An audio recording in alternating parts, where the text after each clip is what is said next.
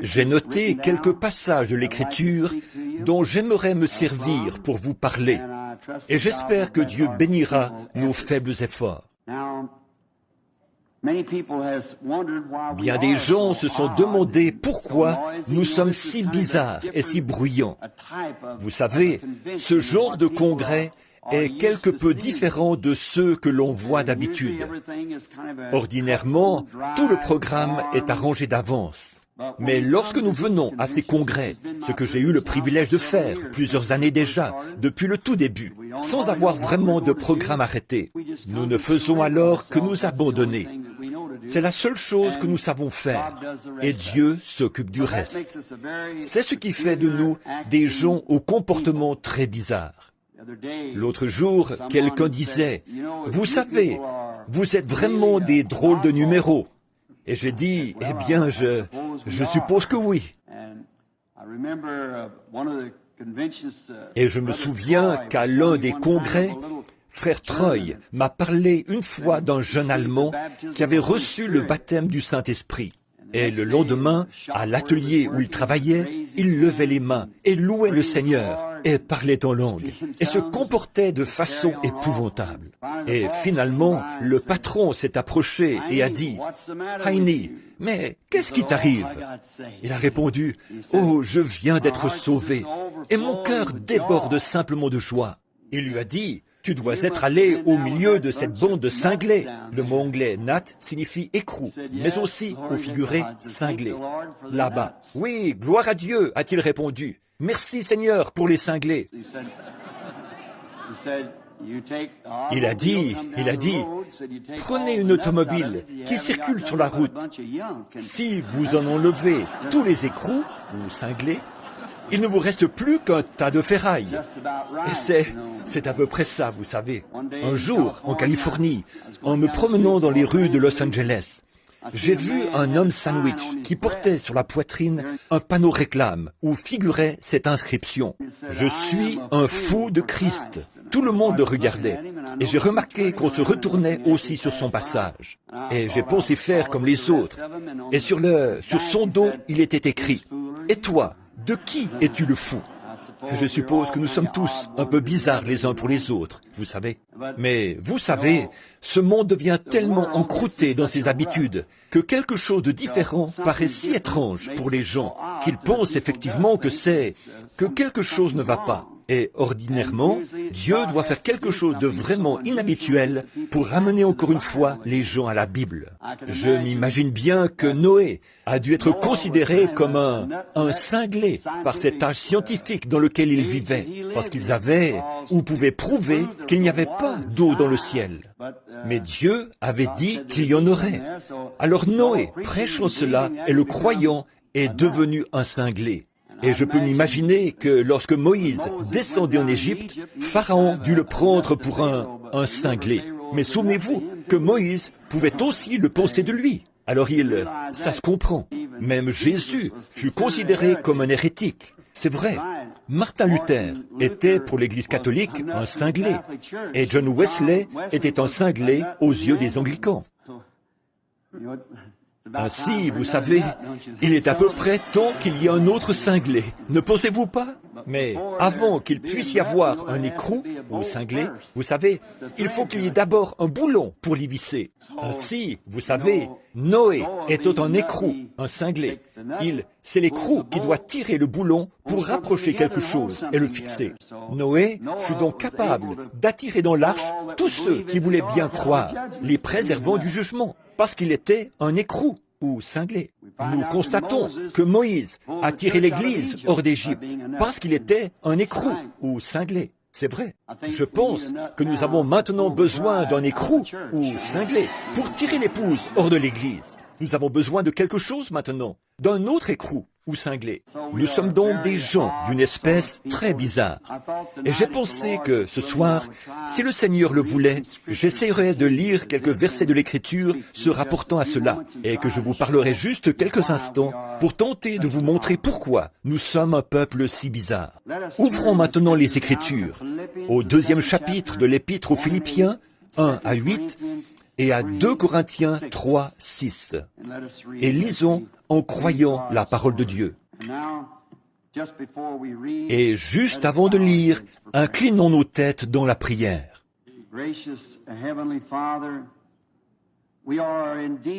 Bienveillant Père Céleste, nous sommes vraiment un peuple privilégié ce soir, de vivre dans cet âge et de voir les choses que nous voyons se produire et de savoir que le temps est proche où Jésus viendra pour son Église.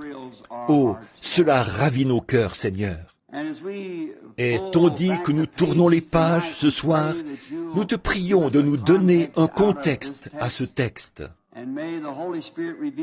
Et puisse le Saint-Esprit révéler à nos cœurs ce qui serait bon et agréable à Dieu, car nous le demandons au nom de Jésus.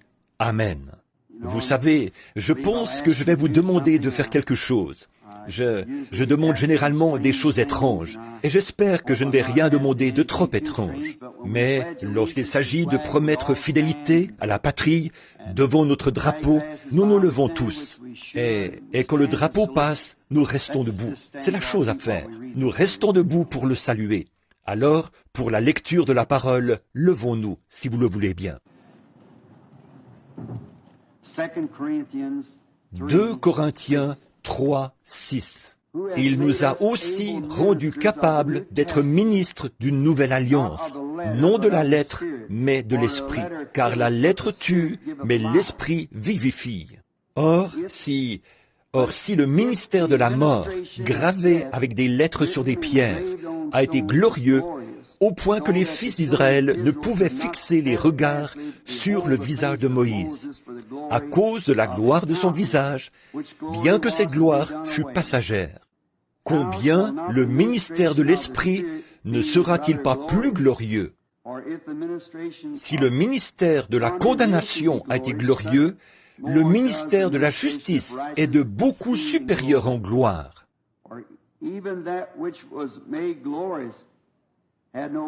Et sous ce rapport, ce qui était glorieux ne l'a point été à cause de cette gloire qui lui est supérieure. En effet, si ce qui était passager a été glorieux, ce qui est permanent est bien plus glorieux. Ayant donc cette espérance, nous usons d'une grande liberté. Et nous ne faisons pas comme Moïse, qui mettait un voile sur son visage, pour que les fils d'Israël ne fixassent pas les regards sur la fin de ce qui était passager. Mais ils sont devenus durs d'entendement, car jusqu'à ce jour, le même voile demeure, quand ils font la lecture de l'Ancien Testament, et ils ne se lèvent pas, parce que c'est en Christ qu'il disparaît. Jusqu'à ce jour, quand on lit Moïse, un voile est jeté sur leur cœur. Mais lorsque les cœurs se convertissent au Seigneur, le voile est ôté. Or, le Seigneur, c'est l'Esprit. Et là où est l'Esprit du Seigneur, là est la liberté. Nous tous, qui, le visage découvert, contemplons comme dans un miroir la gloire du Seigneur, nous sommes transformés en la même image, de gloire en gloire, comme par le Seigneur l'Esprit. Et dans Philippiens 2, nous lisons ceci. Commençons au verset 1. Nous lirons jusqu'au verset 8.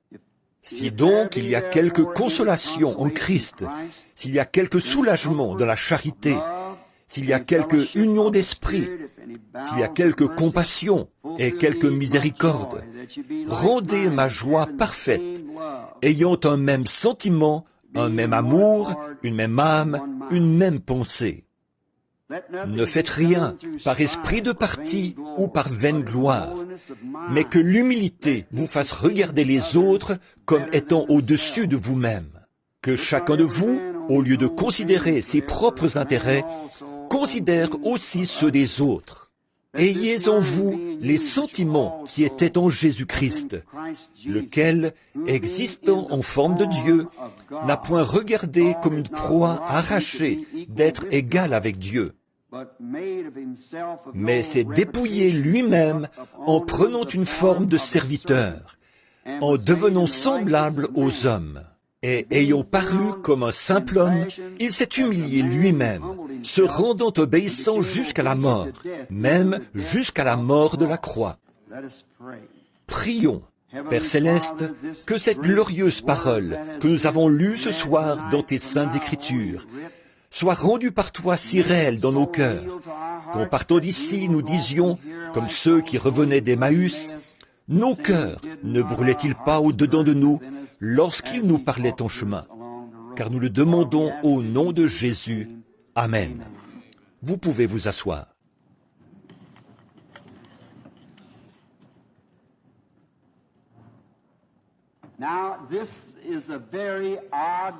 Maintenant, c'est un texte très bizarre, mais je trouve qu'il est tout à fait de circonstance. Je désirais parler sur le sujet suivant, le Dieu puissant dévoilé devant nous. Eh bien, depuis que l'homme existe, celui-ci a toujours eu dans son cœur un ardent désir de découvrir d'où il vient et pourquoi il est ici et où il va. Il n'y en a qu'un qui puisse le lui dire. C'est celui qui l'a fait venir ici. Et l'homme a toujours désiré voir Dieu. Autrefois, dans l'Ancien Testament, nous voyons que Dieu se voilait aux yeux des incroyants. Dieu a une façon bien étrange de traiter avec les gens. Il se cache de l'incroyant et se révèle aux croyants. Dieu fait cela. Jésus rendit grâce au Père de ce qu'il avait caché ces choses aux sages et aux intelligents pour les révéler aux enfants, lesquels sont disposés à apprendre. Nous voyons donc que Dieu, par nature, ne change pas et qu'il agit toujours de la même façon. Nous découvrons dans Malachie 3 qu'il a dit « Je suis Dieu et je ne change pas ». Par conséquent, il agit toujours selon le même principe. Prenons l'un des plus anciens livres de la Bible. Lorsque Job, l'un des hommes les plus justes de son temps, un homme parfait selon les lois de Dieu, un serviteur, un noble et honorable serviteur, à tel point que Dieu a dit « Il n'y a personne comme lui sur la terre ». Mais, à un certain moment, il eut le désir de voir Dieu. Il savait que Dieu existait et il avait envie de le voir. Ou, en d'autres mots, d'aller chez lui, de frapper à la porte et dire « J'aimerais te parler », puis de s'asseoir, de parler avec lui comme nous le ferions entre nous. Nous avons une entente. C'est pourquoi nous avons ces congrès où nous pouvons nous retrouver, exprimer nos pensées, et nous arrivons à une meilleure compréhension mutuelle lorsque nous pouvons discuter ensemble de différentes choses. Les prédicateurs le font, les gens de tous les milieux le font, ils discutent entre eux. Et Job, Dieu était tellement réel pour lui qu'il voulait voir s'il ne pourrait pas aller frapper à sa porte et avoir un entretien avec lui. Nous constatons que Dieu lui a effectivement parlé, mais qu'il était voilé. Il était voilé sous forme de tourbillon. Et il a dit à Job de se ceindre les reins, qu'il allait lui parler comme à un homme. Il est donc descendu dans un tourbillon et a parlé à Job. Et il s'est fait connaître à Job à travers le tourbillon. Mais toutefois, Job ne l'a pas vraiment vu. Il pouvait juste entendre le vent souffler et tournoyer dans les arbres. La voix est alors sortie du milieu du tourbillon. Mais Dieu était voilé dans le tourbillon. En Afrique du Sud, on utilise le mot « amoya », qui signifie une force invisible.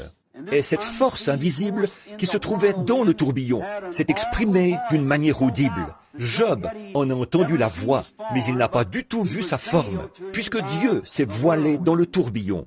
Nous voyons que l'un des grands prophètes de la Bible, Moïse, dans l'Ancien Testament, l'un des serviteurs que Dieu avait choisi, sélectionné, prédestiné, lui aussi désirait le voir.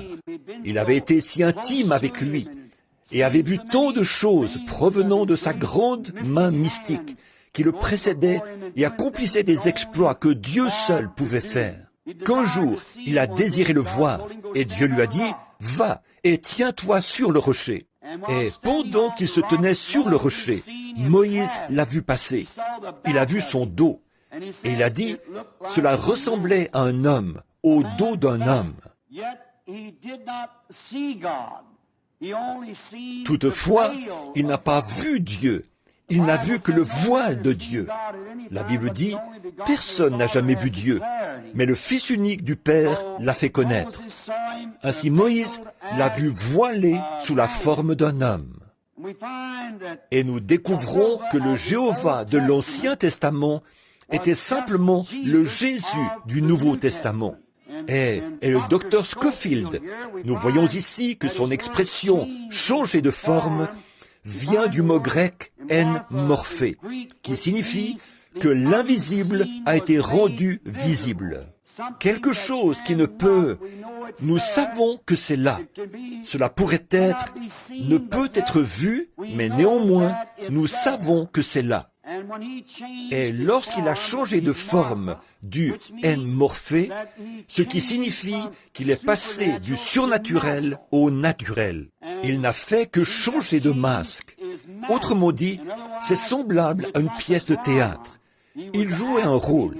Dans les tragédies grecques, lorsqu'il changeait de masque, peut-être qu'un même acteur allait jouer plusieurs rôles différents.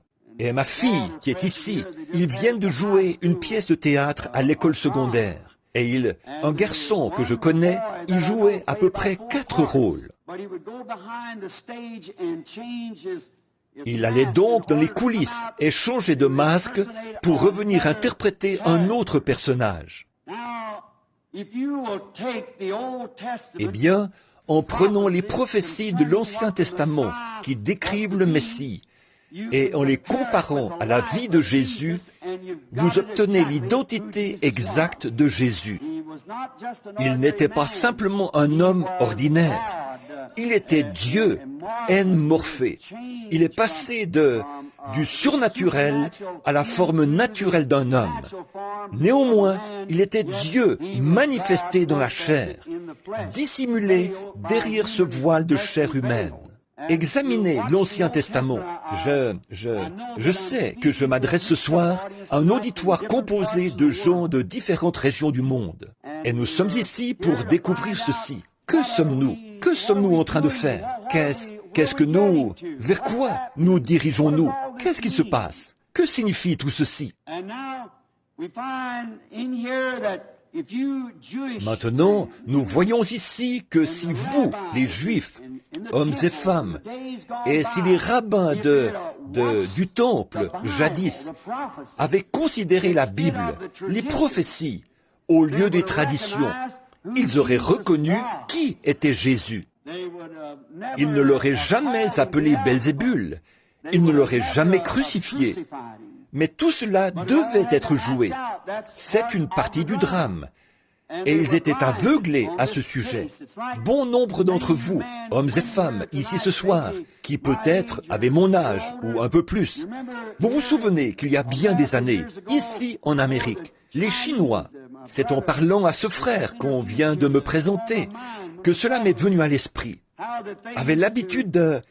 Ils ne parlaient pas anglais et ils tenaient des blanchisseries. Et vous alliez à leur blanchisserie pour faire votre lessive. Le blanchisseur chinois prenait une étiquette, la déchirait d'une certaine manière. Vous preniez un bout de l'étiquette, lui l'autre. Et lorsque vous reveniez réclamer vos effets, ces 2 bouts de papier devaient s'imbriquer. Et s'ils ne s'ajustaient pas parfaitement, vous ne pouviez en aucune manière contrefaire la chose, parce qu'il en détenait un bout et vous l'autre.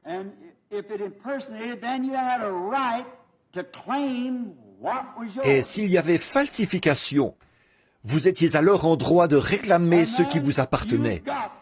Et vous récupériez ce qui vous appartenait lorsque vous étiez en possession de l'autre partie du contrat. Ainsi en est-il ce soir. Quand nous possédons l'autre partie du contrat, lorsque Dieu a déchiré en 2 son Fils au calvaire, pris son corps en haut comme sacrifice et fait descendre vers nous l'Esprit qui avait vécu à un certain moment dans cet homme, Jésus. Ce même Dieu est voilé ce soir sous la forme du Saint-Esprit. Ces 2 bouts-là doivent venir ensemble et alors vous faites partie du contrat. Dieu s'est fait homme pour permettre à celui-ci de mieux le connaître. Je lisais une histoire il y a quelques années, et on y racontait qu'un grand et noble roi, je ne me rappelle pas son nom pour l'instant, je ne pensais pas parler de cette histoire. Peut-être n'est-elle que fictive, mais elle fait ressortir un point qui servira de base à ce que nous voulons dire.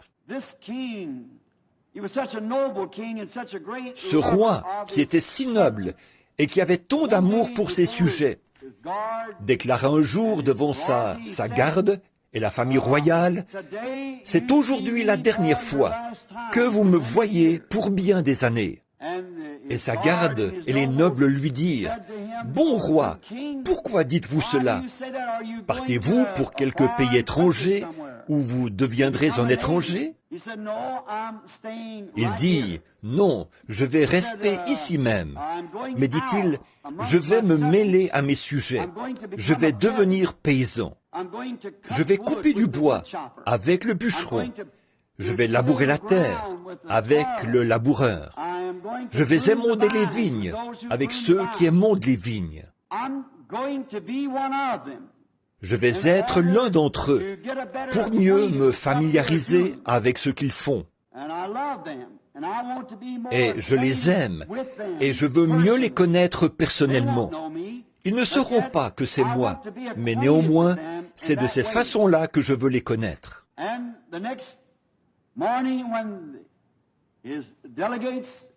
Et le matin suivant, lorsque ses délégués, tout son peuple vit, enfin ceux qui étaient dans le palais, enlever sa couronne et la poser sur le siège, le trône, et troquer sa robe contre des habits de paysans pour s'en aller parmi les gens du peuple.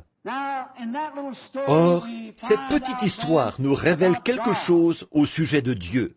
Ils dirent au roi, « Ô roi, nous vous voulons, nous vous aimons, nous voulons que vous demeuriez roi. » Mais lui voulait devenir l'un d'entre eux, afin de mieux les connaître, afin qu'eux le connaissent mieux, qu'ils le connaissent tel qu'il était. Cela leur montrerait ce qu'il était vraiment. Et c'est ce que Dieu a fait. Il s'est transformé de Jéhovah Dieu qu'il était pour devenir l'un de nous, afin qu'il puisse souffrir, qu'il puisse goûter la mort, qu'il puisse savoir ce qu'était l'aiguillon de la mort et prendre la rançon de la mort sur lui-même. Il a mis de côté sa couronne et son vêtement pour devenir l'un de nous. Il a lavé les pieds parmi les humbles. Il a habité sous les tentes avec les pauvres. Il a dormi dans les bois et dans la rue avec les déshérités. Il est devenu l'un de nous afin qu'il puisse mieux nous comprendre et que nous puissions mieux le comprendre. Maintenant, je pense que nous découvrons là ce qu'il a fait lorsqu'il s'est transformé. Vous remarquerez qu'il est venu en portant 3 noms de fils différents. Il est venu en portant les noms de Fils de l'homme, Fils de Dieu et Fils de David. Il est venu en tant que Fils de l'homme. Or, en Ézéchiel 2, 3, Jéhovah lui-même a appelé le prophète Ézéchiel le Fils de l'homme. Fils de l'homme signifie prophète. Il devait venir de cette façon-là pour accomplir Deutéronome 18, 15, où Moïse a dit « L'Éternel ton Dieu te suscitera du milieu de toi un prophète comme moi. » Il ne s'est jamais appelé lui-même le Fils de Dieu. Il se présentait comme le Fils de l'homme, parce qu'il devait venir conformément aux Écritures. Voyez-vous, il devait faire correspondre exactement ces 2 bouts de papier déchirés, la prophétie de l'Ancien Testament et son propre caractère. Il est donc venu en tant que Fils de l'homme. Il est venu sous cette forme-là. Nous voyons qu'ensuite, après sa mort, son ensevelissement et sa résurrection, il est venu le jour de la Pentecôte en tant que Fils de Dieu, Dieu, l'Esprit, sous la forme du Saint-Esprit. Que faisait-il? Il se métamorphosait. se faisant connaître à son peuple sous une forme différente. Comme le Saint-Esprit, qui est Dieu, il est venu agir au fil des âges de l'Église en tant que Fils de Dieu, le Saint-Esprit.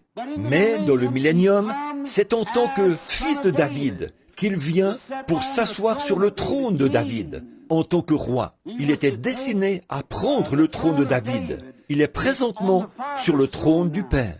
Et puis, il a dit, « Celui qui vaincra s'assoira avec moi sur mon trône, comme j'ai vaincu et me suis assis sur le trône de mon Père. » Donc, dans le millénium, il sera fils de David. Qu'est-ce? Toujours le même Dieu, changeant simplement son masque. Pour ma femme, je suis un mari. Avez-vous remarqué que la femme syrophénicienne a dit « Fils de David, aie pitié ». Il n'en a pas fait le moindre cas. Elle n'était pas en droit de l'appeler ainsi. Elle n'avait aucun droit sur lui en tant que fils de David.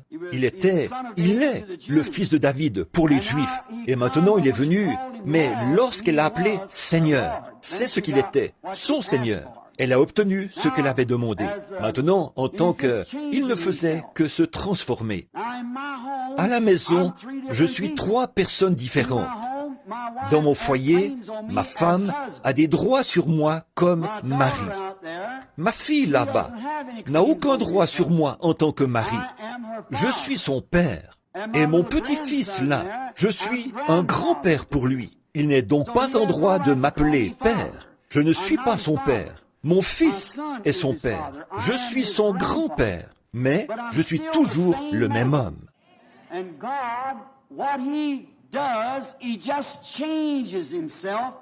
Dieu, ce qu'il fait, c'est qu'il se transforme par rapport à cette génération-là, pour se faire connaître à ces gens. Et c'est ce que nous voulons découvrir ce soir. De quelle façon Dieu est-il censé se faire connaître à ces gens et en ce temps-ci? Il change de masque, il change de rôle, mais il ne change pas de caractère, il ne change pas de nature, il ne fait que changer son masque, passant de l'un à l'autre. Il le fait dans le but de se révéler plus clairement aux gens, afin qu'ils puissent savoir qui il est et ce qu'il est. En Hébreux 1, nous lisons « Dieu, à plusieurs reprises et de plusieurs manières, a parlé à nos pères à travers les prophètes, mais dans ces derniers temps, à travers son Fils, Jésus. » Or, Jésus, lorsqu'il était ici sur la terre, a dit des prophètes qu'ils étaient des dieux.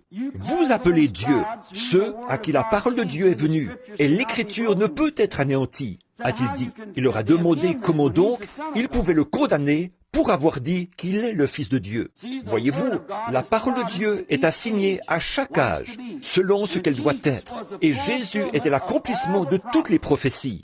En lui habitait corporellement la plénitude de la divinité. C'était en lui. Il était celui qui était en Joseph. Il était celui qui était en Élie. Il était celui qui était en Moïse. Il était celui qui était en David, le roi rejeté.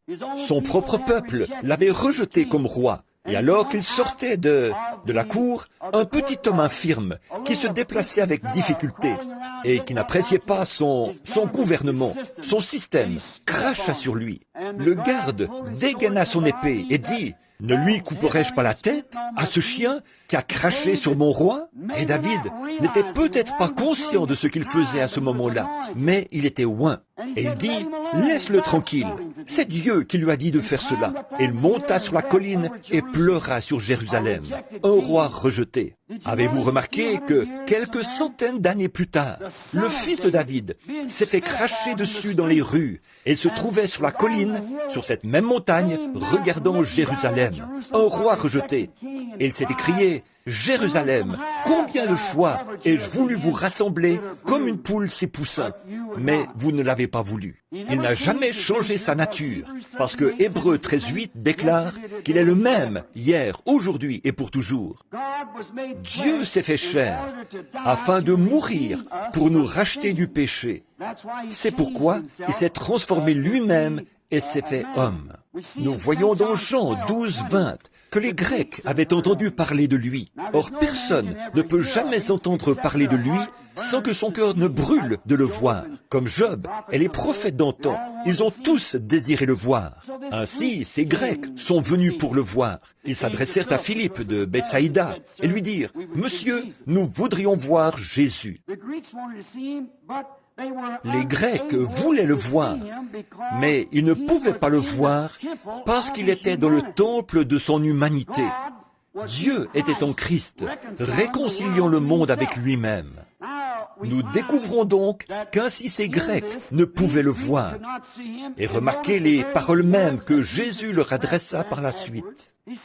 Il dit, « Si le grain de blé ne tombe en terre et ne meurt, il reste seul. » En d'autres mots, il ne serait jamais en mesure de le voir sous cette forme changée, sous ce masque qu'il portait alors, parce qu'il était voilé dans la chair humaine.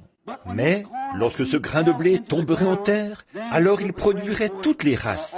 Il était envoyé aux Juifs, bien sûr, à ce moment-là, mais ce grain de blé devait tomber. Il voilait Dieu dans une chair humaine, caché aux incroyants, mais révélé aux croyants. Dans Jean 1, au commencement était la parole, et la parole était avec Dieu. Et la parole était Dieu, et la parole a été faite chair, et elle a habité parmi nous, et nous l'avons contemplé, le Fils unique venu du Père, plein de grâce. Donc, au commencement était la parole. Une parole est une pensée exprimée. Au commencement, il n'était même pas Dieu. Or, notre mot anglais actuel, God, signifie objet d'adoration. Combien cela peut jeter la confusion dans les esprits. On peut faire de quelqu'un un Dieu. On peut faire un Dieu de n'importe quoi. Mais dans l'Ancien Testament, dans Genèse 1, au commencement Dieu, le mot utilisé est Elohim. Elohim signifie celui qui existe par lui-même. Quelle différence il y a entre le mot Elohim et notre mot Dieu? Elohim signifie celui qui existe par lui-même. Nous ne pouvons pas exister par nous-mêmes. Nous ne pouvons pas être tout-puissants, omnipotents, omniprésent, omniscient. Ce mot Elohim exprime tout cela. Nous ne pouvons pas être cela. Cet arbre dont vous faites un Dieu, ou ce bâtiment, n'existe pas par lui-même. Ainsi Dieu, au commencement, était la vie, celui qui est éternel. En lui se trouvaient des attributs, et ces attributs sont devenus des paroles. Et la parole est devenue chair. Jésus était le Rédempteur, et racheter signifie ramener. Et s'il faut ramener une chose, c'est qu'elle devait d'abord se trouver quelque part pour qu'on l'y ramène. Ainsi, vous voyez, tous ne pourront pas le voir, parce que tous n'étaient pas dans la pensée de Dieu au commencement. Voyez-vous? Regardez ces prêtres, lorsqu'ils le virent s'exprimer tout à fait conformément à la parole, ce qu'il était. Ils dirent, c'est Belzébul. Cela montrait d'où venait leur nature. Celle-ci reflétait l'opinion moderne de l'époque. Mais cette petite prostituée qu'il rencontra à la porte, et à qui il dit, exprima son signe messianique en lui disant ce qu'elle avait fait. Eh bien, elle répondit, « Seigneur, je vois que tu es prophète. Nous savons que le Messie, quand il sera venu, nous annoncera toutes ces choses. » Elle le reconnaissait comme le Messie, le oint, parce qu'il remplissait les conditions scripturaires. Ne le voyez-vous pas? Ce sont ces deux bouts de papier qui se rencontraient. Nous savons que lorsque le Messie sera venu, peut-être Dieu a-t-il dû faire tel et tel alliage pour obtenir le timbre particulier de cette cloche, comme le fait le fondeur. Mais lorsque Jésus s'est retourné et a dit « Je le suis, moi qui te parle », il n'a pas été du tout parlé de Belzébul. Elle laissa sa cruche, entra en courant dans la ville et dit « Venez voir un homme qui m'a dit tout ce que j'ai fait. Ne serait-ce pas justement le Messie ?» Voyez-vous? Or, que produisit cette union des Écritures anciennes avec l'expérience que Jésus lui donnait? Quel en fut le résultat? Cela a produit le Messie. Et l'avez-vous remarqué?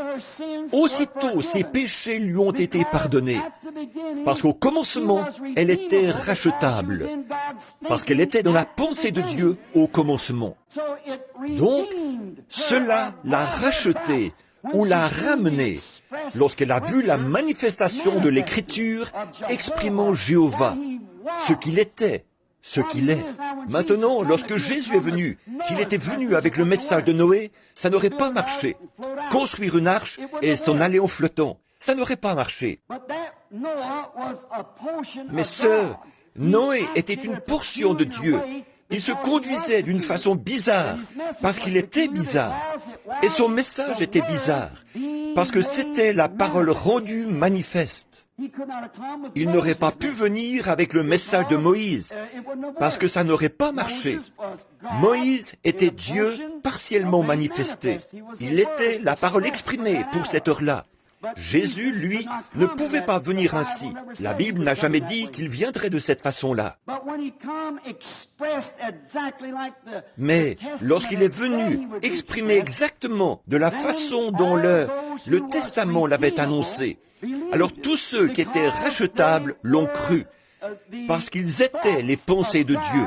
Ces attributs du commencement ont été faits chair et rachetables, et ont été ramenés à Dieu. À tous ceux qui l'ont reçu, il a donné le pouvoir de devenir enfants de Dieu, parce qu'ils étaient rachetables. Dès le commencement, ils faisaient partie de l'expression.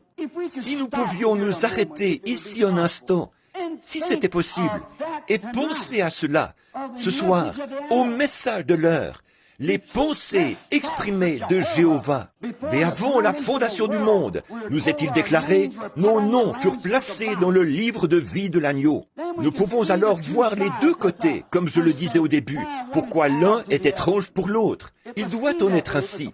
Toujours. Il en a toujours été ainsi. Et il en sera toujours ainsi. Il était la parole. Et la parole a été faite chair. Et elle a habité parmi nous. Or Dieu, à l'époque reculée de l'Ancien Testament, nous voyons qu'après s'être présenté à son peuple sous différentes formes, il s'est voilé derrière de vieilles peaux de blaireau.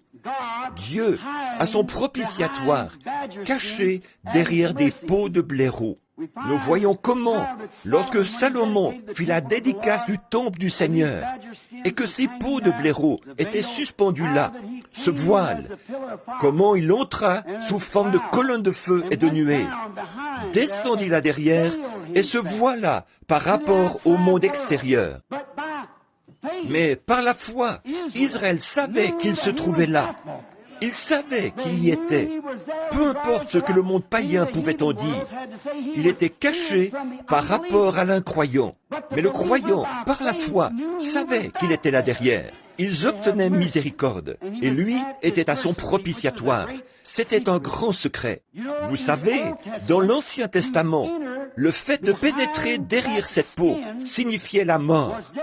Maintenant, refuser d'y pénétrer, c'est la mort. À ce moment-là, pénétrer dans sa gloire signifiait la mort. Maintenant, rester éloigné de sa gloire, c'est la mort. Et cela s'est produit, évidemment, au déchirement du voile au calvaire. Lorsque le voile a été déchiré, l'ancien voile, à présent, demeurer en dehors de sa présence signifie la mort. En ce temps-là, entrer en sa présence signifiait la mort. Voyez-vous, cela change de l'un à l'autre. Et il vous faut trouver les passages de l'Écriture qui indiquent dans quel âge nous vivons. Or, quand le voile fut déchiré au calvaire, le propitiatoire fut exposé au regard de tous. Mais que s'est-il produit? Il était suspendu au calvaire, ruisselant de sang, alors qu'on avait pris du sang, année après année, lors de la purification du sanctuaire et de l'aspersion du propitiatoire. Voilà que Dieu, d'un grand coup puissant, par la force de l'éclair, déchira l'ancien voile de peau de blaireau, de haut en bas, et le propitiatoire fut alors exposé au regard de tous. Le véritable et authentique agneau de Dieu était suspendu à la vue de tous au calvaire. Le véritable propitiatoire, alors que Dieu avait lui-même payé le prix, et était devenu l'un de nous, et s'était manifesté sous la forme d'un homme, afin de nous connaître et afin que nous le connaissions. Le propitiatoire fut exposé au regard de tout Israël en ce jour de l'expiation. Mais, hélas, les traditions des pères de l'Église de ce jour-là ils avaient, par leur tradition, voilé le véritable propitiatoire aux yeux des gens. S'ils avaient connu l'Écriture, chaque bout se serait ajusté comme l'étiquette chinoise. La prophétie de l'Ancien Testament aurait été accomplie, et elle le fut. Et si on leur avait enseigné les Écritures, ils auraient vu le propitiatoire. Comme Moïse disait ici que, jusqu'à ce jour, le voile demeure sur eux. Il est toujours sur leur cœur. Ils ne saisissent pas. Mais il était Dieu, celui qui souffre, et l'expiation. Il était le véritable propitiatoire, se tenant là, à la vue de tous. Comme ce cantique que nous chantons, regardez, le voici à la vue de tous. Le voici, le puissant conquérant, depuis qu'il a déchiré le voile en deux. Voyez-vous, il est venu en tant que propitiatoire, suspendu à la vue de toute la congrégation. Mais eux, influencés par l'opinion populaire. Maintenant, hommes et femmes et congressistes, j'aimerais vous dire ceci, sans exception de personne. En considérant ce jour, en considérant ce pourquoi nous sommes ici aujourd'hui, j'ai bien peur que les traditions des pères de l'Église, aient dérobé ceci à la vue de trop de gens. Depuis que le Saint-Esprit est venu en ces derniers jours, tel que prophétisé, et que le voile a été déchiré, trop de gens essaient de s'accrocher aux traditions des pères.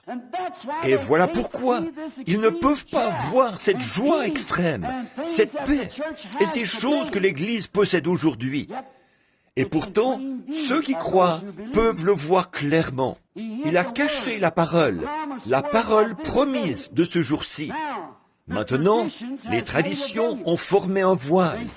Ils disent que les jours des miracles sont passés.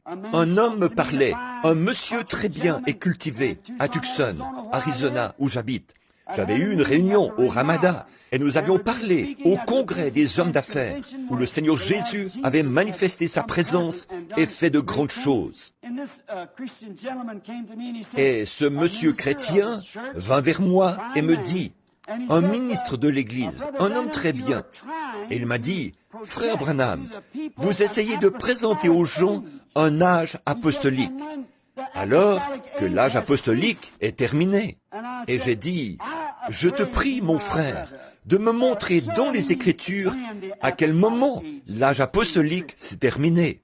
L'âge apostolique a commencé le jour de la Pentecôte. » Et Pierre a dit, « Le jour de la Pentecôte, la promesse est pour vous, pour vos enfants et pour tous ceux qui sont au loin, en aussi grand nombre que le Seigneur notre Dieu les appellera. » Quand s'est-il terminé? Si Dieu appelle encore, c'est donc que l'âge apostolique se poursuit. C'est comme ça que les gens essayent de bander les yeux d'un si grand nombre, par les traditions des anciens, comme il en était alors. Et vous manquez de voir pourquoi les gens sont si remplis d'allégresse et si emballés. Et la raison pour laquelle ces congrès paraissent si bizarres aux autres, si étranges, c'est que ces gens-ci voient. Ils ont franchi ces barrières, ils ont franchi ces voiles pour entrer dans la présence de Dieu, où ils voient la promesse de cette heure-ci manifestée et rendue visible devant leurs yeux. Ils voient ce que Dieu a promis. Dans Joël 2, 28, il a promis qu'en ces derniers jours, une pluie de l'arrière-saison serait répandue sur les gens. Dans les derniers jours, je pense que le mot grec est kénos, qui signifie qu'il s'est déversé lui-même, non pas, comme on pourrait l'entendre, dans le sens de quelque chose qui se trouverait à l'intérieur de quelqu'un et qui se serait vidé, mais il s'est déversé lui-même. Il changea son morphé. Il est passé de ce qu'il était à ce qu'il est. Il ne change jamais de nature, mais le jour de la Pentecôte, il s'est transformé, de Fils de l'homme en Fils de Dieu. Il est venu, non pas avec les gens, mais il est venu dans les gens. Vous voyez, le même Dieu, dans le but de poursuivre son ministère dans cet âge glorieux. Il a prophétisé dans la Bible qu'un jour viendrait, un jour qui ne serait ni jour ni nuit, mais que, vers le soir, la lumière paraîtrait. Or, le soleil, géographiquement, se lève à l'est et se couche à l'ouest. C'est toujours le même soleil. Or, lorsque le Fils s'est révélé dans la manifestation de la parole promise à Israël, les gens de l'Orient, nous avons eu un jour ténébreux. Nous avons eu assez de lumière au temps des réformateurs, et ainsi de suite, pour fonder des églises et des dénominations, et pour y adhérer, et pour y entrer, et embrasser les bébés, pour marier les plus âgés, pour ensevelir les morts, et ce qui s'ensuit, et pour vivre dans l'église. Mais au temps du soir, la lumière paraîtra, a-t-il déclaré, au temps du soir, et aucune écriture ne peut être anéantie. Et le même Fils qui s'est déversé lui-même, Kénos, le jour de la Pentecôte, a promis de faire de même au temps du soir. Voyez-vous, c'est selon la promesse. Joignez les deux bouts de l'étiquette, observez ce qui se passe et voyez ce qu'il a promis. Vous verrez alors où nous en sommes. Remettez la chose ensemble. Vous pouvez voir le dévoilement de cet être grand et puissant. Les traditions ont de nouveau voilé les yeux des gens face à ces grandes choses qui ont été prophétisées. Moïse, lorsqu'il descendit de la montagne qui était embrasée, quelle magnifique illustration! Moïse était descendu en Égypte et avait dit au père de l'Église que le Seigneur Dieu l'avait visité sous le nom de « Je suis ». Ce nom est au temps présent, non pas « j'étais »,« je serai », mais « je suis ». Toujours le même hier, aujourd'hui et pour toujours. Il est au temps présent. Cela est conforme à Hébreux 13:8. Jésus-Christ le même, hier, aujourd'hui et pour toujours. C'est encore la parole prophétisée et la congrégation qui devait s'ajuster exactement à cette parole, à l'expérience de ce jour. Les réformateurs l'avaient. Oh, mais c'est maintenant un autre jour.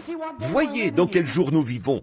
Tout comme il ne pouvait pas venir au jour de sa venue sur la terre, de la façon dont Moïse ou un des autres prophètes était venu. Cela n'était pas prophétisé. Et en ces derniers jours, la prophétie nous l'a annoncé de cette façon-ci. Ça ne peut pas venir sous la forme du réveil de Luther. Ça ne peut pas venir sous la forme du réveil de Wesley. Nous sommes à une heure de restauration.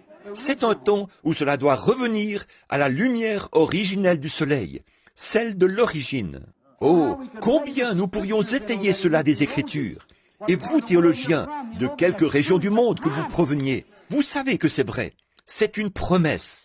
C'est ce qui fait que les gens sont si bizarres. C'est ce qui fait ces drôles de numéros, comme vous dites. C'est parce le voile des traditions a été soulevé et il le voit.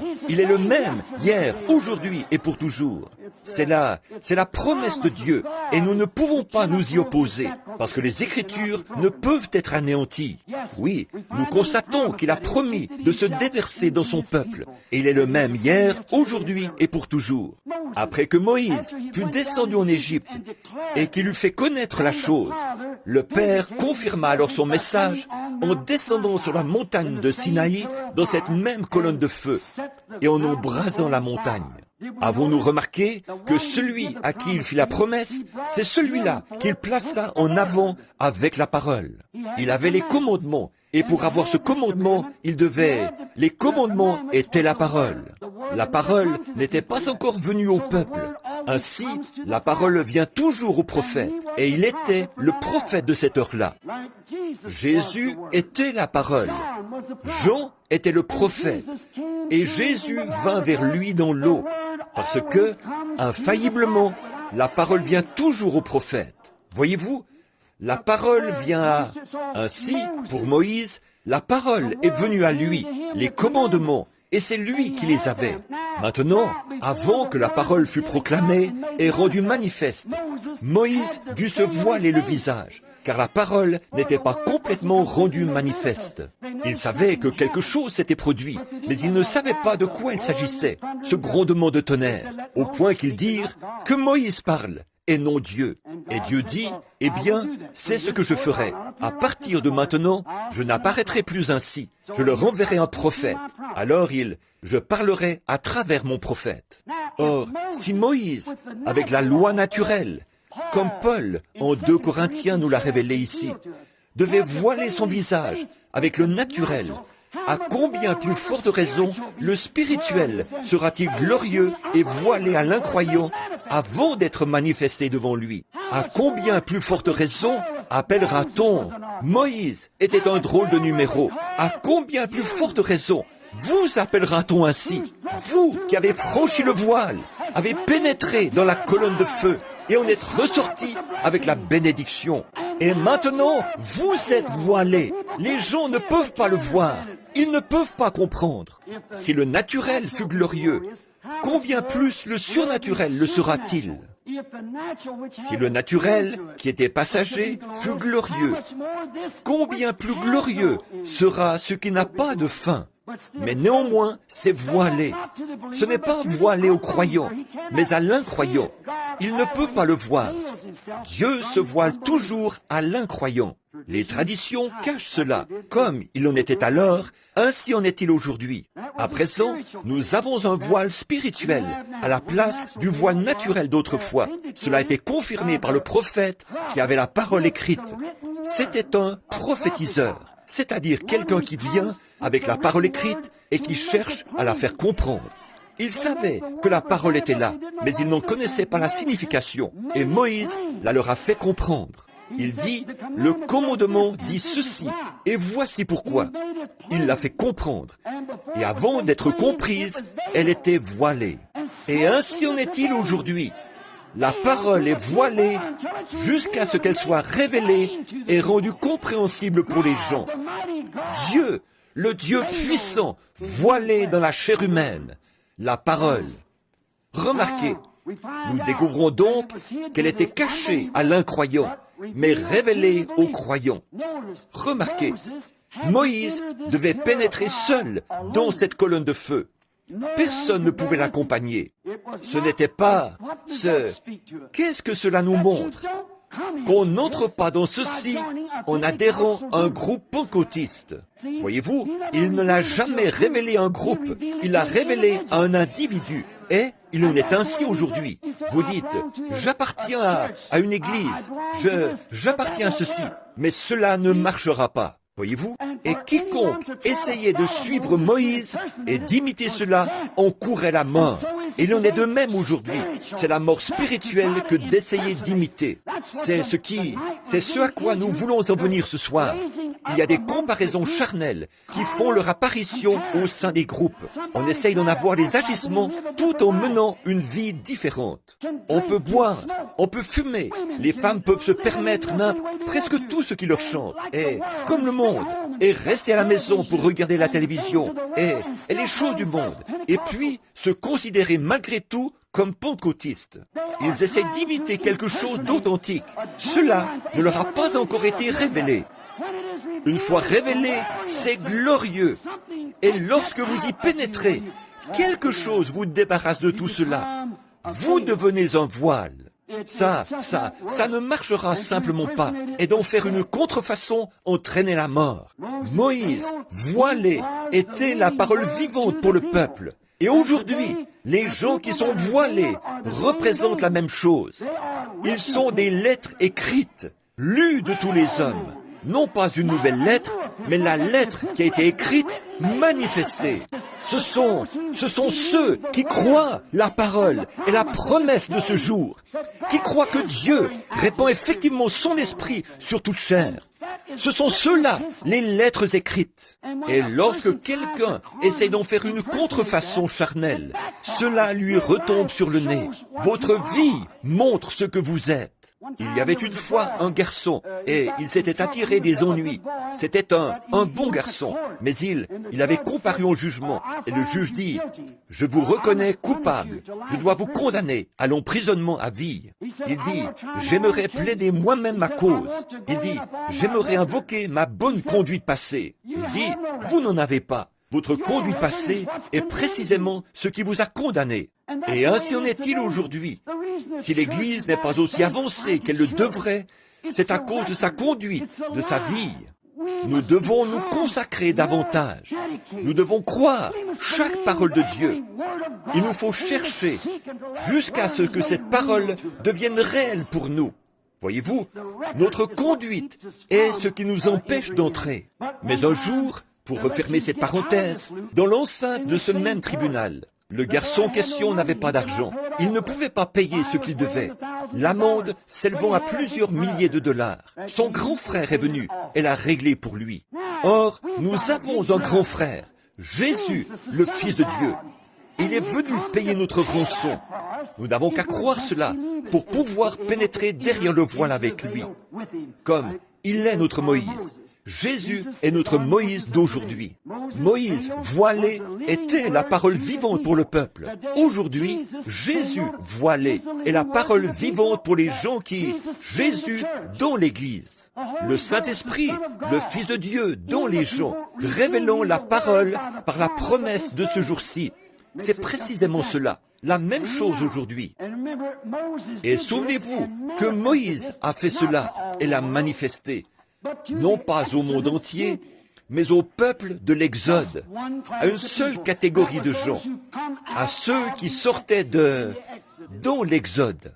Et aujourd'hui, le Saint-Esprit, en dépit des gens qui disent « la guérison divine n'est pas vraisemblable », alors que je consultais l'autre jour, un médecin m'a appelé au sujet d'une petite dame. Oh, il y a eu 4 ou 5 cas de personnes à l'article de la mort, à qui on n'avait donné que quelques heures à vivre, et le Saint-Esprit les a guéris. Le médecin mettait cela en doute, disant « comment est-ce possible ?» Mais, disait-il, c'est ma passion. J'ai dit, elle l'était, mais maintenant, elle est celle de Dieu. C'est son sujet à présent. Voyez-vous? Ainsi, vous voyez, ce qui se passe, c'est que Dieu est en train d'appeler les gens à participer à un exode, à sortir de derrière ce rideau charnel, où l'on essaye d'imiter, où l'on essaye d'adhérer à l'Église. Et ceci n'est pas tant les églises méthodistes, baptistes, presbytériennes, mais plutôt les églises pentecôtistes. C'est une affaire individuelle. C'est entre vous et Dieu. Vous devez entrer, pas votre groupe, pas votre église, pas votre pasteur. Mais c'est vous qui devez entrer. J'aimerais que vous remarquiez une autre caractéristique de Moïse. Lorsqu'il est ressorti, même s'il était prophète, même s'il était ce grand personnage, lorsqu'il est sorti avec la parole, le peuple a remarqué qu'il était transformé. Quelque chose lui était arrivé. Lorsqu'il est ressorti avec la parole confirmée de l'heure, les commandements, il était une personne transformée. Et il en sera de même pour vous. Lorsque vous sortirez de derrière ce voile humain qui vous faisait rire d'une réunion comme celle-ci, qui faisait que les hommes s'achoppent à la guérison divine, déclarant « les jours des miracles sont passés ». Traversez donc ce voile humain, ce voile de tradition, et tout le monde saura que quelque chose vous est arrivé. C'est comme pour notre honorable frère Jim Brown. J'imagine que la plupart des presbytériens savent que quelque chose lui est arrivé, parce qu'il est sorti de derrière un voile de tradition. Il a vu quelque chose dans ces gens qui l'attiraient. Il est sorti de derrière le voile.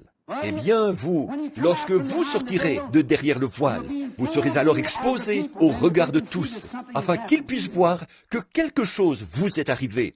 La parole voilée pour l'incroyant, mais complètement visible pour le croyant. Jésus-Christ, le même hier, aujourd'hui et pour toujours. À cette époque, c'était Dieu. En ce temps-là, c'était Dieu dans un homme. Son Fils, Jésus-Christ. Nous croyons cela. Il n'était pas simplement un prophète, un homme ordinaire, un être humain comme les autres. Il était Dieu en Christ, Dieu dans un homme, la plénitude de la divinité corporellement, dans un homme, Dieu dans un homme. À présent, c'est Dieu dans des hommes. Voyez-vous, la plénitude de Dieu dans la divinité corporellement dans son Église entière, se manifeste en lui-même, accomplissant sa parole. Or, nous voyons que Dieu, au cours des âges, a toujours été recouvert de peau. Voyez-vous, Dieu s'est caché derrière un voile. Cela me fait penser à une petite histoire qui s'est passée dans le Sud. Là se trouvait un foyer chrétien, et dans ce foyer chrétien, ils croyaient en Dieu, et ils croyaient que Dieu les protégeait de tout malheur. Et c'est bien vrai. Et le Benjamin de la famille, un garçonnet âgé de 7 ou 8 ans, allait à l'école du dimanche, et c'était un brave garçon, mais il avait peur de l'orage, et particulièrement lorsqu'il y avait des éclairs. Et j'ai raconté ceci à un homme l'autre jour, quand on a annoncé la nouvelle de cet homme qui avait été guéri. Ce même ministre m'a dit, « Ils font de vous un Dieu, frère Branham. » Eh bien, vu que c'était un critiqueur, j'ai pensé que je pouvais peut-être couper un peu court à la chose. Pas pour blesser, vous savez, mais simplement pour... J'ai dit, est-ce que le fait d'en être un s'éloignerait par trop de l'écriture? Voyez-vous? J'ai dit, non, pas du tout. J'ai dit, parce que Jésus a appelé les prophètes des dieux. Voyez-vous? C'est exact. Dieu. Et ils disent, mais vous autres, vous essayez de prendre la place de Dieu. Ce n'est pas si loin du compte. C'est exactement cela. C'est tout à fait juste. Dieu manifesté dans la chair, tout comme il l'a promis. Cette petite famille, donc, je lui ai raconté cette petite histoire qui m'est venue à l'esprit à l'instant. Il se trouva qu'un soir, l'orage éclata, et la maman dit à son plus jeune, « Monte vite, fiston, et va te coucher. » Il dit, « Maman, j'ai peur. » Il dit, « Il n'y a rien qui puisse te faire de mal. Monte et va te coucher. » Le petit Benjamin était étendu là-haut, apercevant par les fenêtres la lueur des éclairs. Le petit bonhomme est devenu si inquiet qu'il se cachait la tête sous la couverture. Il entendait malgré tout la foudre, ou voyait les éclairs sur les fenêtres, et il entendait le grondement du tonnerre. Alors il dit, « Maman !» Elle dit, « Qu'est-ce que tu veux, fiston ?» Il dit, « Monte un peu dormir avec moi. » Elle monta les escaliers comme le ferait toute bonne mère dévouée. Elle monta et prit son enfant dans ses bras. Elle lui dit, « Fiston, maman désire te parler un petit peu. » Il dit, « Très bien, maman. » Elle dit, « Souviens-toi bien de ceci. Nous allons constamment à l'église. Nous lisons la Bible. Nous prions. Nous sommes d'une famille chrétienne. Nous croyons en Dieu. » Et elle ajouta, « Nous croyons que dans les orages et dans tout ce qui peut survenir, Dieu est notre protection. » Il dit, « Maman, je crois tout ça. Mais lorsque ces éclairs sont si près, je veux un Dieu qui soit recouvert de peau. Ainsi, je pense que non seulement ce garçon, mais nous tous sommes de cet avis-là. Lorsque nous nous assemblons, lorsque nous prions les uns pour les autres, Dieu recouvert de peau. Et nous nous rendons compte que Dieu a toujours été recouvert de peau. Lorsque Moïse l'a vu, il était recouvert de peau. Il ressemblait à un homme. Lorsque Dieu était derrière les rideaux, il était recouvert de peau. Et Dieu, ce soir, dans son Église, est voilé dans son Église, avec de la peau sur lui. Il est toujours le même Dieu ce soir. Nous constatons cela. Mais maintenant, comme toujours, le voile de peau est ce qui déroute, à cause des traditions. Ils ne peuvent simplement pas croire que c'est Dieu qui fait agir ces gens comme ça. Voyez-vous, c'est parce que Dieu est voilé dans son Église par de la peau. Elle est recouverte de peau. C'est exact. Il est caché à l'incroyant et révélé aux croyants. Oui, monsieur. Or, quand leur voile de tradition des anciens est transpercé par la parole, oh, bien sûr, aujourd'hui, alors apparaît visiblement, nous le voyons, la divinité à nouveau voilée dans la chair humaine. Hébreux 1 le déclare, et Genèse 18 également. Vous vous souvenez que Dieu était un homme lorsqu'il se trouvait là, mangeant et parlant avec Abraham, et qu'il avait révélé ce que Sarah faisait dans la tente derrière lui. Et Jésus a dit, ce qui arriva du temps de Sodome arrivera de même à la venue du Fils de l'homme. La divinité à nouveau voilée dans la chair humaine. Maintenant, rappelez-vous que Jésus n'a pas dit quand le Fils de Dieu sera manifesté. Au chapitre 17 de Luc, je crois, et vers le verset 20 ou 21, quelque part par là. Il a dit, « Et quand le Fils de l'homme sera manifesté ». Le Fils de l'homme, de nouveau dans l'Église, révélé dans des êtres humains. Non pas le Fils de Dieu, mais bien le Fils de l'homme à nouveau, de retour dans son Église dans les derniers jours. Nous constatons qu'il a promis cela dans les promesses de Dieu. Nous remarquons autre chose. Dans l'Ancien Testament, j'ai ici une référence dans l'Exode. Ces vieilles peaux de blaireau, à quoi servaient-elles? À cacher la gloire de Dieu au peuple. Les peaux de blaireau. La raison pour laquelle les gens ne pouvaient pas la voir, c'est qu'une peau l'enveloppait. La peau était, la gloire de Dieu était derrière la peau. Et maintenant, la gloire de Dieu est derrière votre peau. C'est juste. Et les traditions ne la voient pas. Elle est derrière le voile, comme l'était la parole. Qu'y avait-il à l'intérieur de ces peaux, jadis, de ces vieilles peaux de blaireau, et dont l'aspect n'avait rien pour nous plaire? Et puis, lorsque cela a été fait chair et a habité parmi nous, son aspect n'avait toujours rien pour nous plaire. Et c'est la même chose aujourd'hui. Il n'y a rien qui soit susceptible d'être désiré dans un homme ou une femme, mais c'est ce qui se cache à l'intérieur qui compte. Mais direz-vous, ce type-là, je le connais, il était autrefois un ivrogne, il faisait telle et telle chose. Peu importe ce qu'il faisait autrefois, qu'est-ce qui se cache derrière cette peau? Ce qui se trouve là derrière, c'est ce qui compte. C'est ce qui... Les gens sont aveuglés. La peau aveugle les gens. Voyez-vous, ils disent, je me rappelle qu'autrefois cette femme, je sais ce qu'il en était autrefois, mais qu'en est-il maintenant? Voyez-vous, ces mêmes peaux qui couvraient jadis le blaireau cachent maintenant la gloire de Dieu, l'abritent derrière elle. Elles couvraient un animal, mais maintenant, elles abritent la gloire de Dieu. Et votre peau, elle aussi, peut être transformée ce soir et devenir un lieu d'habitation pour Dieu. Dieu faisant sa demeure dans le genre humain. Remarquez que ces vieilles peaux de blaireau, nous découvrons que derrière elles, à l'intérieur, il y avait la parole. Et la parole, il y avait aussi le pain de proposition.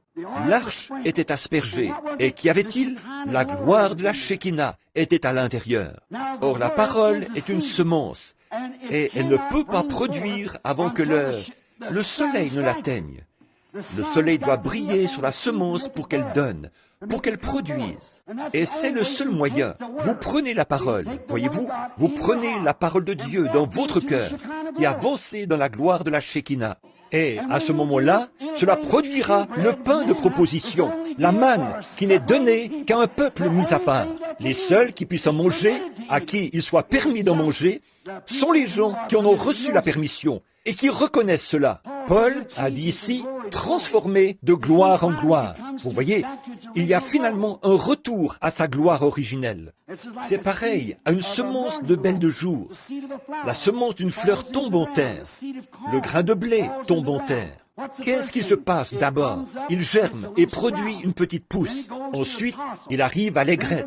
Puis, de l'aigrette, il retourne à son grain originel. Eh bien, c'est exactement ce que l'Église a fait. Elle est passée par Luther, Wesley, et maintenant, elle revient au grain originel, à sa gloire originelle, à sa gloire du commencement.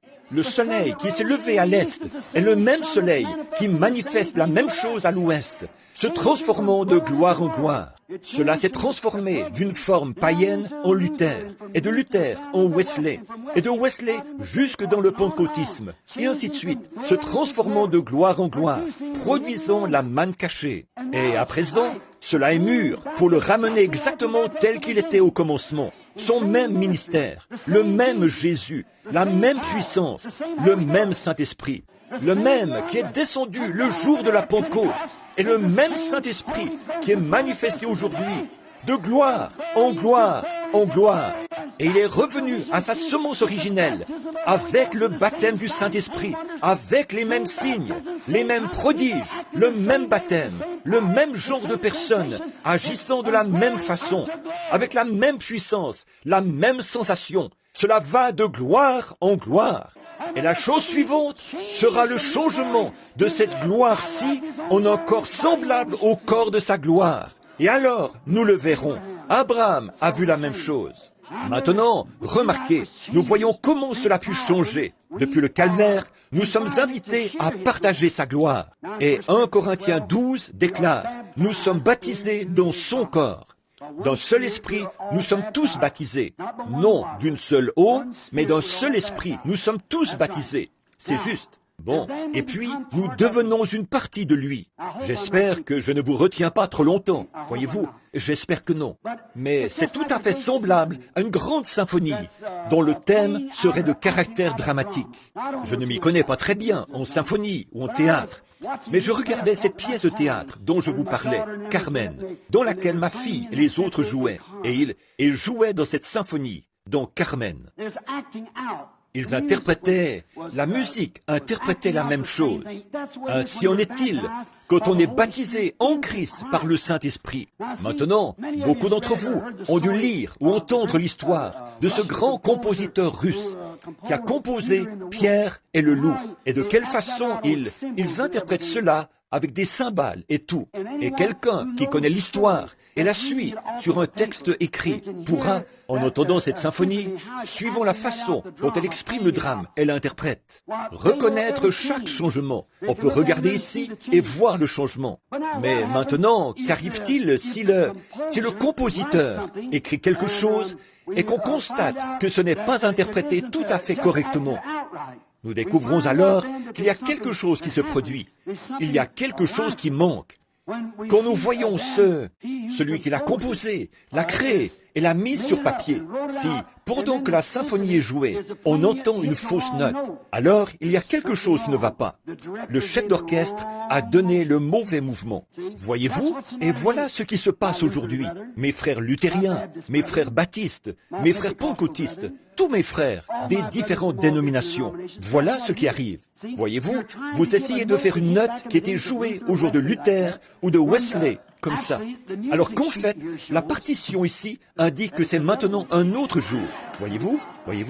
Nous ne pouvons pas vivre de la lumière de Luther. Il était un réformateur. Nous apprécions sa partie, mais nous avons fini de la jouer. Nous en sommes maintenant ici, tout à la fin du livre. Voyez-vous, nous ne pouvons pas jouer cela ainsi. Or, le seul moyen que vous puissiez jamais y parvenir, mes frères, est celui-ci. Et mes frères du monde, des différentes régions du monde, devrais-je dire. Il n'y a qu'un moyen pour ce chef d'orchestre de s'y prendre. Il doit entrer dans le même esprit que celui dans lequel le compositeur se trouvait. Et alors il est bon. Et lorsque l'Église, la symphonie elle-même, tandis que le monde est aux aguets, attendant ces signes et prodiges, lorsque l'Église, le compositeur et le chef d'orchestre entrent tous dans l'esprit du compositeur, à ce moment-là, si quelqu'un dit « les jours des miracles sont passés », ça ne sonne pas juste. Mais quand on s'imprègne du bon mouvement et de l'esprit juste, comment y parviendrez-vous sans que l'esprit du compositeur descende? Amen.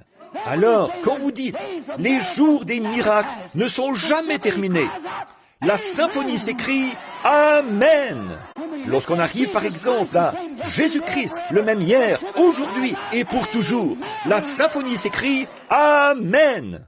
Vous recevrez une puissance, le Saint-Esprit survenant sur vous. La symphonie s'écrit « Amen ». Je l'ai. Ce ne sont plus des hypothèses alors. Toute la symphonie est en parfaite harmonie avec la parole. Elle fait comme ceci. C'est ça. Oh, c'est magnifique. Le chef d'orchestre et le compositeur doivent être dans le même esprit. Et les musiciens doivent être eux aussi dans le même esprit pour que tout soit bien joué. Et le monde, lui, est en train de s'interroger sur ce qui se passe. Le communisme dont on parle, et ils m'ont rendu malade avec ça.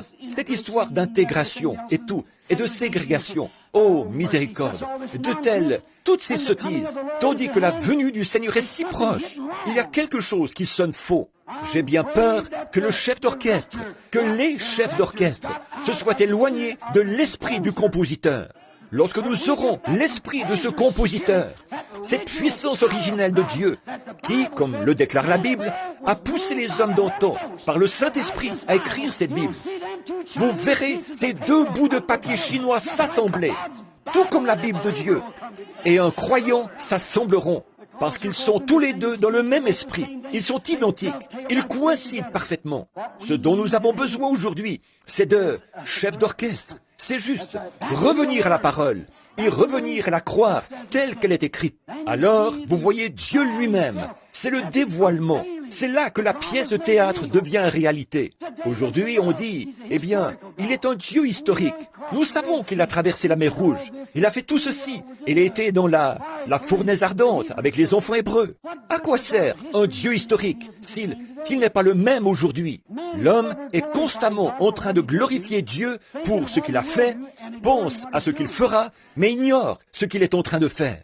L'homme est simplement ainsi fait. Et c'est la même chose aujourd'hui, mes frères. C'est exactement la même chose. Oh là là! Revenons et faisons en sorte que la symphonie soit jouée correctement pour que le monde puisse voir. Jésus a dit, quand j'aurai été élevé de la terre, j'attirerai tous les hommes à moi. Et il est le même hier, aujourd'hui et pour toujours. Que les chefs d'orchestre entrent dans l'esprit juste, en harmonie avec les musiciens et le compositeur.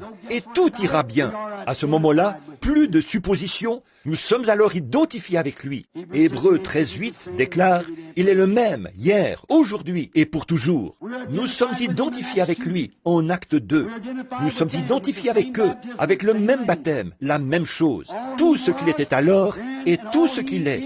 Tout ce qu'il était et tout ce qu'il est, nous le sommes. C'est exactement cela. Tout comme si je désire être un véritable Américain, je dois être identifié avec tout ce que l'Amérique a été, tout ce qu'elle est. Je dois être identifié avec elle. Si je suis un véritable Américain, si je suis un véritable Américain, j'ai débarqué à Plymouth Rock. Amen. Je l'ai fait si je suis Américain. Vous aussi, vous avez débarqué à Plymouth Rock avec les pères pèlerins. À Plymouth Rock, lorsqu'ils ont débarqué là-bas, j'étais avec eux. Et vous aussi, nous tous. J'ai chevauché avec Paul Revere tout le long de la route pour les avertir du danger. C'est tout à fait juste. Ici, à Valley Forge, j'ai traversé le Delaware glacé avec un groupe de soldats dont la moitié n'avait même pas de chaussures aux pieds. Auparavant, j'ai prié toute la nuit avec George Washington. J'ai traversé le Delaware avec une vision dans mon cœur. Nous sommes Américains. Oui, monsieur. À Valley Forge, certainement que je l'ai fait. J'ai rendu grâce avec les pères lors du premier jour d'action de grâce. J'ai rendu grâce à Dieu. Si je suis un véritable Américain, j'étais identifié là, à cette tablée. Si je suis un véritable Américain, j'étais identifié lorsque je me suis tenu aux côtés de Stonewall Jackson. Si je suis un véritable Américain, j'étais identifié au Boston Tea Party. Oui, monsieur. Lorsque nous avons refusé de nous laisser rouler.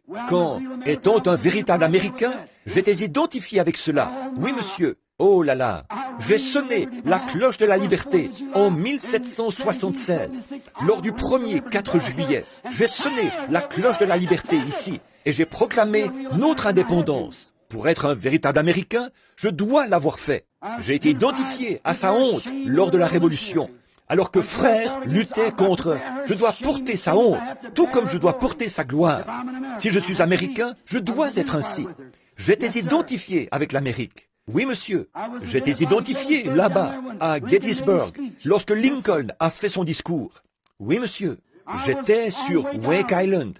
Sur Wake Island, je me suis relevé du milieu des soldats aux corps ensanglantés. Sur Guam, j'ai aidé à hisser le drapeau. Je suis un véritable Américain. Amen. Tout ce que l'Amérique est, je le suis, et j'en suis fier. Assurément, tout ce que l'Amérique a été, tout ce qu'elle est, je le suis encore. Si je suis Américain, tout ce qu'elle a été, je dois l'être, parce que je suis identifié avec elle. Il en est de même lorsqu'on est un vrai chrétien. Vous devez vous identifier. J'ai prêché avec Moïse, ou plutôt avec Noé, et averti les gens du jugement imminent en tant que vrai chrétien. J'étais avec Moïse au buisson ardent. J'ai vu la colonne de feu. J'ai vu sa gloire. J'étais avec Moïse, là-bas, dans le désert. En tant que chrétien, je dois être identifié avec tout ce que Dieu était. En tant que chrétien, j'ai contemplé sa gloire, j'ai entendu sa voix. N'essayez surtout pas de m'en dissuader, parce que j'y étais. Je sais de quoi je parle. J'ai vu ce qui s'est passé. Oui, monsieur. J'étais à la mer Rouge. J'y ai vu l'Esprit de Dieu descendre et refouler les eaux, non pas à travers un lit de roseaux, comme on essaye de le prétendre aujourd'hui, mais à travers une mer profonde de 30 mètres. J'ai vu l'Esprit de Dieu. Avec Moïse, j'ai traversé à sec cette mer Rouge. J'étais à la montagne de Sinaï et j'ai vu les éclairs et la foudre tomber. J'ai mangé la manne avec eux là-bas. J'ai bu à ce rocher. J'y bois encore ce soir. J'étais identifié avec les mangeurs de manne. J'étais identifié avec ceux qui ont bu du rocher. J'étais aussi identifié lorsque Josué sonna de la trompette et que la muraille de Jéricho s'écroula. J'étais dans la fosse aux lions avec Daniel. J'étais dans la fournaise ardente avec les enfants hébreux. J'étais avec Élie sur la montagne du Carmel. J'étais avec Jean-Baptiste et en présence de ses détracteurs. J'ai vu l'Esprit de Dieu descendre. J'ai entendu la voix de Dieu dire: celui-ci est mon fils bien-aimé, en qui j'ai trouvé mon plaisir. Oui, monsieur, assurément, j'étais identifié avec lui. C'est tout à fait juste. J'étais identifié là, au sépulcre de Lazare, lorsqu'il a ressuscité Lazare. J'étais identifié avec la femme au puits, lorsqu'il lui a parlé de ses péchés. Oui, monsieur, certainement, j'étais identifié avec lui dans sa mort. Et j'étais identifié lors de ce premier jour de Pâques. Je suis ressuscité d'entre les morts avec lui. Je suis identifié avec lui dans sa mort. Je me trouvais avec les 120 dans la chambre haute. J'étais identifié là-haut avec eux. Oh, je me sens religieux. Oh là là, j'y étais identifié. Je suis l'un d'entre eux. J'étais identifié. J'ai fait la même expérience qu'eux. En tant que vrai chrétien, j'y étais quand cela s'est produit. J'ai été témoin de la venue de ce vent puissant et impétueux. J'ai été témoin de cela. J'ai senti la puissance de Dieu qui ébranlait. J'étais avec ceux qui parlaient en langue. J'ai senti l'onction envahir l'endroit. J'étais avec eux. J'étais identifié avec eux lorsque le Saint-Esprit s'est mis à parler en langue par leur bouche. J'étais avec Pierre en présence des critiques en Acte 2 lorsqu'il a prêché ce sermon mémorable j'étais identifié avec lui. Oui, monsieur.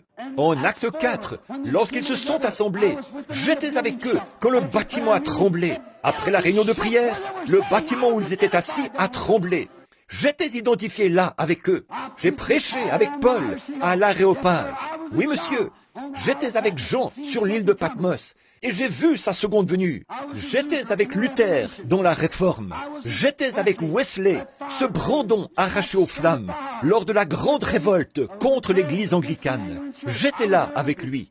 Et me voici ce soir, en 1964, à Philadelphie, Pennsylvanie, identifié avec le même genre de groupe, avec le même type d'expérience. Je dois l'être si je suis chrétien. Je dois demeurer identifié là où la parole de Dieu est manifestée. Je m'identifie à un groupe qui sent l'Esprit de Dieu. Je m'identifie à un groupe qui sait qu'il est dévoilé, qui sait qu'il est le même hier, aujourd'hui et pour toujours, et qui sait que ceci n'est pas du fanatisme. C'est Jésus-Christ le même hier, aujourd'hui et pour toujours. Je m'identifie à ce groupe-ci ce soir. Et pourtant, on les traite de bandes d'hérétiques, de bandes de fanatiques, à cause de la parole de Dieu.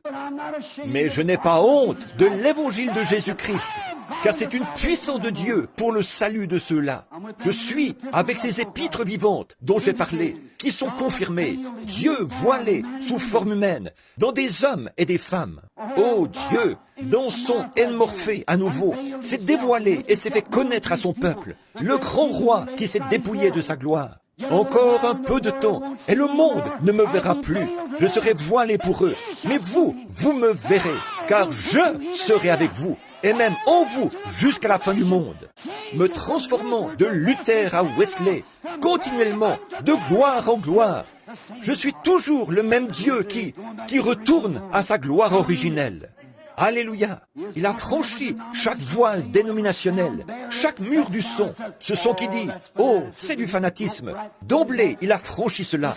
Ce son qui s'est fait entendre là-bas disant « Oh, ces gens-là sont fous ». Il a d'emblée franchi ce voile-là. Oh oui, il l'a fait. Oh, vous n'y arriverez pas. Vous n'êtes qu'une bande de fanatiques. D'emblée, il a franchi cela. La guérison divine n'existe pas. D'un coup, il a franchi cela. Oh là là, car sa parole l'a déclaré. On ne saurait vaincre la parole de Dieu. Et il se tient là, ce soir encore, le puissant conquérant, après avoir franchi chaque voile méthodiste, baptiste, presbytérien et tout autre genre de voile. Il se tient encore au milieu de son peuple ce soir. Les traditions n'ont pu le conquérir.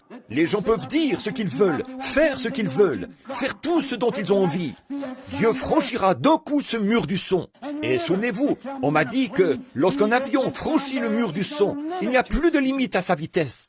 Et moi, je vous dis que lorsque vous franchissez ce mur de tradition qui dit que Jésus l'était jadis, mais il ne l'est plus maintenant, et que vous découvrez qu'il est le même hier, aujourd'hui et pour toujours, il n'y a aucune limite à ce que Dieu peut faire, ici même, dans ce congrès. Il fera voir au monde ce dont il a besoin, non pas d'une exposition internationale, mais d'un réveil international, où il peut être rempli et baptisé de la présence du Dieu vivant, Morphée, se voilant lui-même dans la chair humaine. Alléluia! Je le crois. Chaque mur, chaque voile a été franchi. Chaque voile, rien ne pourrait cacher sa présence. Lorsque les gens ont faim dans leur cœur, c'est qu'un voile est sur le point d'être franchi. Vous pouvez en être sûr. Il a déchiré tous les voiles par son glorieux Saint-Esprit. Et il est ici ce soir, le puissant conquérant, le même hier, aujourd'hui et pour toujours, guérissant les malades, baptisant les croyants, tel qu'il l'a toujours fait. Il est le puissant conquérant. Les démons qui ont été condamnés sont en fuite. Oui, monsieur, ils le sont toujours lorsqu'il est présent. En terminant, permettez-moi de dire ceci. J'ai lu, il y a bien des années, une histoire au sujet d'un vieux violoniste. Et il possédait un vieux violon qu'il allait vendre. Vous avez entendu l'histoire bien des fois. Et on voulait le vendre pour une certaine somme. Et le commissaire-priseur dit, « Qui me donnera tant ?» Et je crois qu'on lui en a offert quelques pièces de monnaie, peut-être 50 cents ou quelque chose comme cela. Une fois, deux fois, tout d'un coup, un homme se leva à l'arrière. Il dit, « Un instant !» Il s'avança et prit le violon. Imaginons qu'il ait joué ceci. Il y a une fontaine remplie de sang, tirée des veines d'Emmanuel, où les pécheurs, se plongeant sous ce flot, perdent toute marque de culpabilité. Et lorsqu'il l'a posé, il n'y avait dans ce lieu pas un seul œil sec. Puis il dit, « Qui offrira ?» L'un dit, 5 000, 10 000. Il était hors de prix. Pourquoi? Le vieux maître du violon avait révélé sa véritable valeur. Oh, frères, sœurs, laissez donc le maître de cette parole, celui qui l'a écrite, le glorieux Saint-Esprit, frotter son archet de la colophane de son amour et le promener sur votre cœur. Il y a une fontaine remplie de sang, tirée des veines d'Emmanuel. Vous en constaterez la pleine valeur et vous verrez Dieu dévoilé, exposé au regard de tous. Vous verrez qu'il est exactement tel qu'il était lorsqu'il descendit sur les gens le jour de la Pentecôte, où il s'est kénossé, il s'est déversé directement en eux. C'est exact. Vous dites, frère Branham, j'ai essayé, j'ai fait ceci, cela ou autre chose.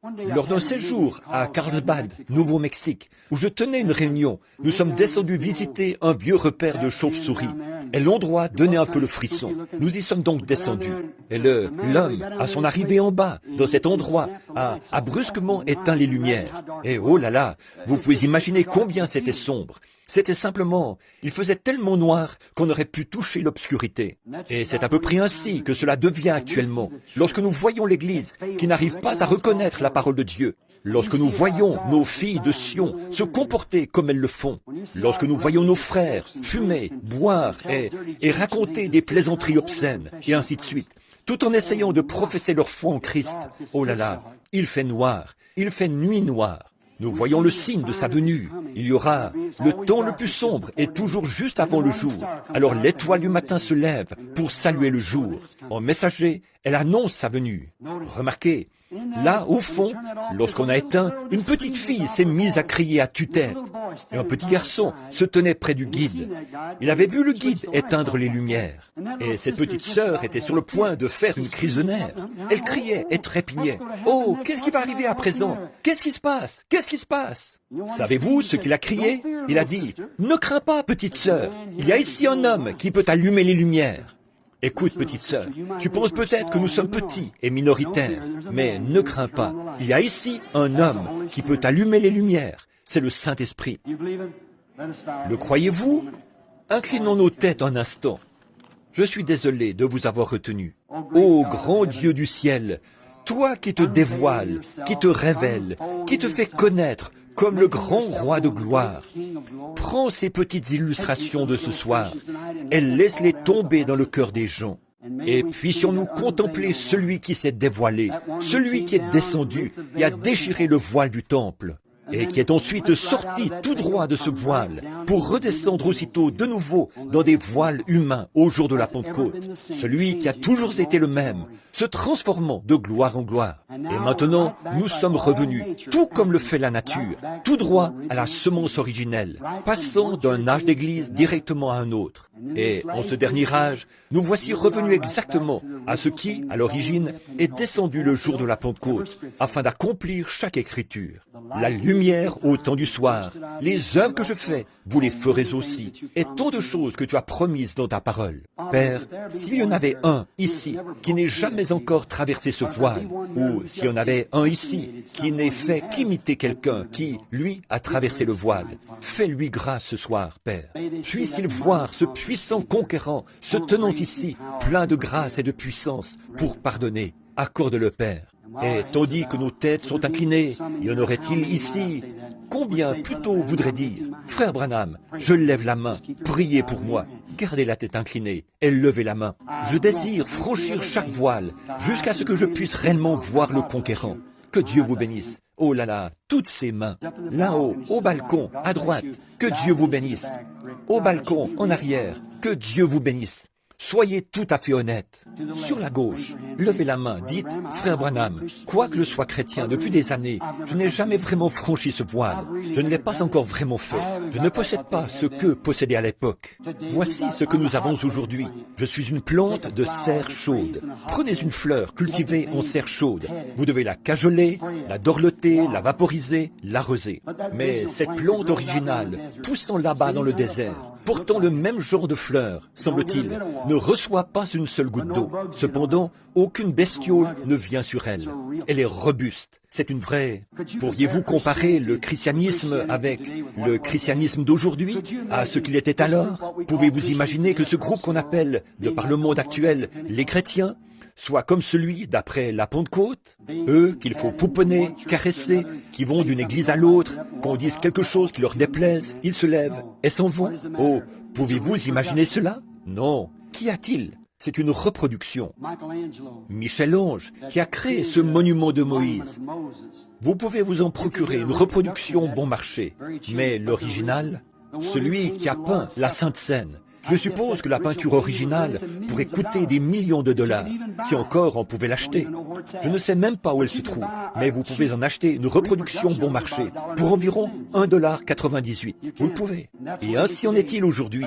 Un chrétien bon marché, une reproduction, un simple membre d'église, on peut les acheter pour une cigarette ou un simple verre. Ou pour une femme aux cheveux coupés, aux lèvres peintes, on peut l'acheter pour n'importe laquelle des modes de ce monde. Mais l'authentique, on ne peut y toucher. Je le vois, bien en vue, le même hier, aujourd'hui et pour toujours. Ô chrétien, ne désires-tu pas être un véritable chrétien? Vous, qui n'avez pas encore levé la main, le ferez-vous alors que je vais prier à l'instant? Que Dieu vous bénisse, que Dieu vous bénisse. Oh, ça c'est bien. Regardez donc Notre Père Céleste, ta parole ne retournera point à toi sans effet. Tu es celui qui a fait la promesse. Je suis seulement responsable de dire que c'est toi qui l'as dit. Je ne fais que répéter tes paroles. Tu as dit, celui qui écoute ma parole et croit à celui qui m'a envoyé, à la vie éternelle. Tu l'as promis. Et Seigneur, nous savons qu'il y a aujourd'hui de ces reproductions, plusieurs qui prétendent croire, alors qu'ils ne croient pas. Cela se voit. Mais Seigneur, il y en a d'authentiques aussi.